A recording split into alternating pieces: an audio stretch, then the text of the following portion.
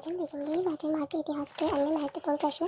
तो इसमें पहला क्वेश्चन है, आर्यभट्ट की रचना है, तो उसकी रचना का नाम है आर्यभट्टियन, जो उन्होंने संस्कृत में लिखी है। दक्षिणापथ के 12 राजाओं को पराजित करने वाला शासक कौन था? तो ये था समुद्रगुप्त, जिसे भारत का नेपोलियन भी कहा जाता है। आर्यावर्त के 9 शासकों को पराजित करने वाला शासक कौन था? तो ये भी समुद्रगुप्त था। इसने दक्षिणापथ के 12 राजाओं को और आर्यावर्त के 9 राजाओं को पराजित किया था। गुप्त वंश के 2 शासक कौन थे जिन्होंने महाराजा धीराज की उपाधि धारण की थी? तो इसमें पहला चंद्रगुप्त फर्स्ट और दूसरा समुद्रगुप्त। अगला क्वेश्चन है, हर्षचरित के लेखक कौन थे? बाणभट्ट, जो हर्ष के दरबारी कवि थे। हर्षवर्धन को दक्षिण भारत की ओर बढ़ते समय नर्मदा नदी के तट पर किसने रोका था? इसका आंसर होगा पुलकेशिन द्वितीय ने, जो चालुक्य वंश का शासक था। अगला है, कांचीपुरम किसकी राजधानी थी? तो कांचीपुरम पल्लव शासकों की राजधानी थी। अगला क्वेश्चन है, ऐहोल और बादामी, या जैसे पतापी भी कहते हैं, यह किसकी राजधानी थी? तो यह थी चालुक्य वंश के शासकों की राजधानी।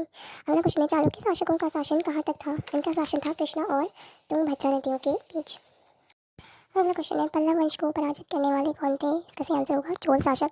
अगला क्वेश्चन है, चालुक्य शासकों को किसने पराजित किया? इसका सही आंसर होगा राष्ट्रकूट शासक। अगला क्वेश्चन है, नगर श्रेणी कौन था? ये था मुख्य बैंकर। मुख्य बैंकर को नगर श्रेणी कहा जाता था।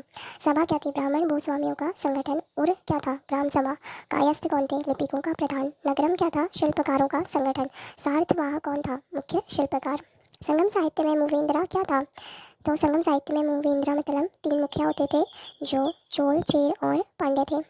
पुहार पत्तन किसका था? तो पुहार पत्तन चोल शासकों का था, जिसे वर्तमान में कावेरी पत्तन कहा जाता है। अगला क्वेश्चन है, दक्षिणापथ के स्वामी किन्हें कहा जाता था? तो दक्षिणापथ का स्वामी कहा जाता था सातवाहन वंश के शासकों को।